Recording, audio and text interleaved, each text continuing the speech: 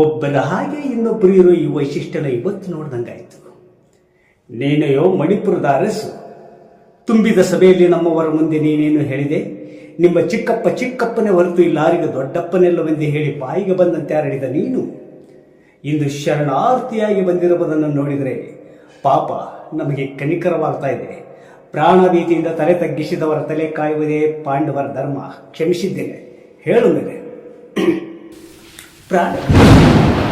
ಪ್ರಾಣ ಭೀತಿಯಿಂದ ಶರಣಾಗತನಾಗಿ ತಲೆ ತಗ್ಗಿಸಲಿಲ್ಲ.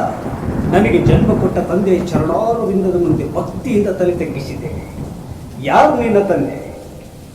ಗಾಂಡವನ ವನವನ್ನು ಅಗ್ನಿಗೆ ನೈವೇದ್ಯ ಮಾಡಿ ಗಾಂಡೀವ ಪಡೆದ ಗಂಡುಗಲಿ, ಪರಶುವನಿಂದ ಪಾಶುಪಶಾಸ್ತ್ರ ಪಡೆದ ಪಾರ್ಥ. ಕೇಳಿದ್ರ ವಿಚಿತ್ರವಾದ ಮಾತುಗಳನ್ನ. ಪರಶುವನಿಂದ ಪಾಶುಪಶಾಸ್ತ್ರ ಪಡೆದ ಪಾರ್ಥ ಅಂದ್ರೆ ನಾನು. ಯಾಕೆ ಈ ನಗು? ಯಾಕೆ ಈ ಪರಿಹಾಸ? ಇದೇನು ಉಕ್ಕಿ ಬರ್ತಿರುವ ಪುತ್ರ ವಾತ್ಸಲ್ಯಕ್ಕೋ ಅಥವಾ ಅಶ್ವಮೇಧದ ಕುದುರೆಯನ್ನು ಕಂಡಾಕ್ಷಣ ಕಪ್ಪು ಕಾಣಿಕೆಗಳನ್ನು ಕೊಟ್ಟು ಶರಣಾಗತನಾಗಲಿಲ್ಲ ಎಂಬ ಆಕ್ರೋಶಕ್ಕೋ? ಎರಡಕ್ಕೂ ಅಲ್ಲ. ನೀನು ನನ್ನನ್ನು ತಂದೆ ಎಂದೆಲ್ಲ ಅದಕ್ಕೆ. ನೀವೇ ನಮ್ಮ ತಂದೆ ಎಂಬ ಸತ್ಯ ಇವತ್ತು ನಮ್ಮ ತಾಯಿಯಿಂದ ತಿಳಿದಾಕ್ಷಣ ತಮ್ಮ ಪಾದರಕ್ಷಣೆಗೆ ಓಡೋಡಿ ಬಂದೆ. ಯಾರು ನಿನ್ನ ತಾಯಿ?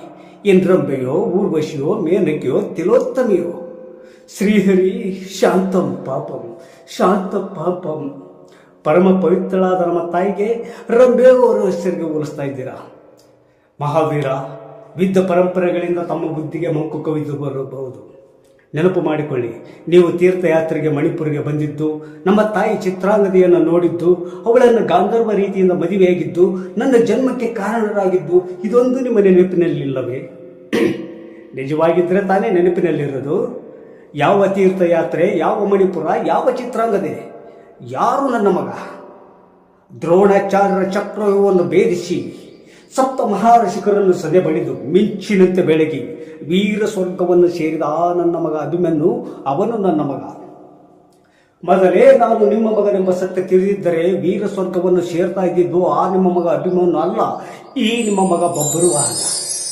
18 ದಿನಗಳಲ್ಲಿ ನಡೆಯುವ ಮಹಾಯುದ್ಧವನ್ನು ಕೇವಲ 8 ದಿನದಲ್ಲಿ ಜಯಿಸಿ ಪಾಂಡವರ ಕೀರ್ತಿನ ಬೆಳಗ್ತಾ ಇದ್ದ ಈ ನಿಮ್ಮ ಮಗ. ಮಾತಿಗೂ ನನ್ನ ಮಗ ಅಂತ ಯಾಕೆ ಹೇಳ್ತೀಯ? ಹೋಗಿ ನಿಮ್ಮ ತಾಯಿನ ಕೇಳು, ನಿನ್ನ ಜನ್ಮಕ್ಕೆ ಕಾರಣನಾದ ನಿಮ್ಮಪ್ಪ ಯಾರು ಅಂತ.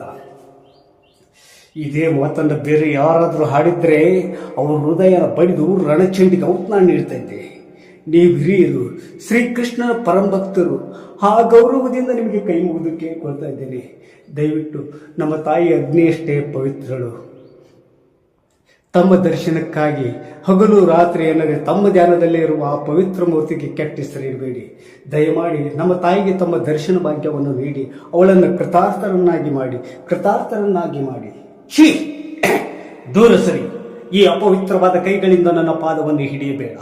ಆ ಯೋಗ್ಯತೆ ನಿನಗಿಲ್ಲ. ನೀನು ನಿಜವಾಗಿಯೂ ನನ್ನ ಮಗನೇ ಆಗಿದ್ದರೆ ಕಟ್ಟಿದ ಕುದುರೆಯನ್ನು ಬಿಚ್ಚದೆ ಬಿಲ್ಲಿಗೆ ಎದೆ ಏರಿಸಿ ರಣರಂಗದಲ್ಲಿ ತಕ್ಕ ಉತ್ತರ ಕೊಡುತ್ತಿದ್ದೆ. ಲಜ್ಜೆಗೆಟ್ಟ ಹಿಡಿಯಂತೆ ಬಂದು ನನ್ನ ಪಾದವನ್ನು ಹಿಡಿಯಬೇಕಾದರೆ ನೀನು ಚಾರಣಿಯ ಮಗನೇ ಇರಬೇಕು. ಚಾರಣಿಯ ಮಗ.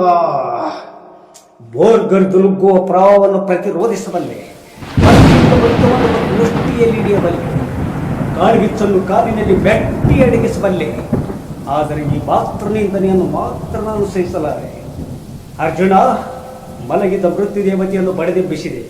ಪಾತೆರಕು ಭವಿಷ್ಯಕ್ಕೆ ಮಸಿ ಹೆಚ್ಚಿನ ತಿಥಿಯನ್ನು ನೀನೇ ಸಿದ್ಧಪಡಿಸಿಕೊಂಡೆ. ನಿನ್ನ ರಕ್ಷಣೆಗೋಸ್ಕರ ತ್ರಿವಿಕ್ರಮ ಸುದರ್ಶನರೇ ಅಡ್ಡ ಬರಲಿ. ನಿನ್ನ ಸೊಕ್ಕಿನ ಮಾತುಗಳಿಗೆ ತಕ್ಕ ಉತ್ತರ ಹೇಳಿ ನಿನ್ನ ಮುಂಡವನ್ನು ತುಂಡರಿಸಿ ಚಂದಾಡದಿದ್ದರೆ ನಾನು ಚಿತ್ರಾಂಗದಿಯ ಮಗ ಬಬ್ಬರುವಾನನಲ್ಲ. ಬರಸಿಡಿಲು ಬಡಿದಂತೆ ಕಡಮುಡಿಗಳಿಂದೆನ್ನ ಒಡಲ ಬಿರಿದನು. ಅಯ್ಯೋ ತಡೆಯದಾದೆ. ಥ್ಯಾಂಕ್ಸ್. ಇಷ್ಟ